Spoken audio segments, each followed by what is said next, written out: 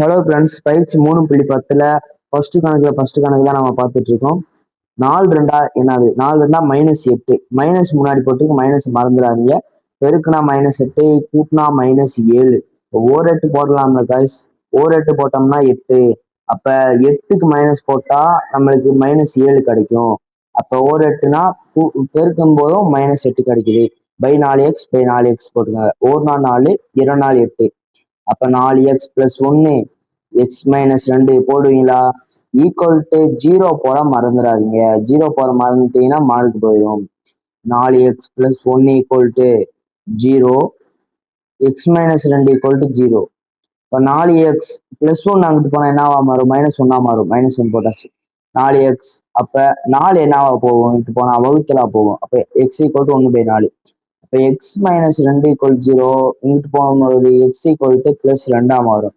x = 1/4, 2. அடுத்து ரெண்டாம் கணக்கு பார்க்குறோம். 3 × p² = 3p². 3×18 போட்டாச்சு, -18. அடுத்து p × p² +5p அந்த பக்கம் போட்டாச்சு. இப்போ எந்த பக்கம் சின்னதா இருக்கு? p². இங்கிட்டு தானே சின்னதா இருக்கு. அப்ப இதுதான் நம்ம வந்து இடது பக்கம் மாத்தணும். அப்ப 3p² - p² - 5p + 18 மாறுமா? அப்ப அங்க +18 இருக்கிறது இங்கிட்டு -18 மாறும். அப்ப -p². அப்ப 3p² இருந்து -p² போச்சுன்னா 2p². -5p -18. இது உங்களுக்கு கூட்டினா பெருக்குனா மாதிரி எல்லாம் போட்டுக்கலாம். பெருக்குனா 36, கூட்டினா வந்து நம்மளுக்கு என்னது? -5.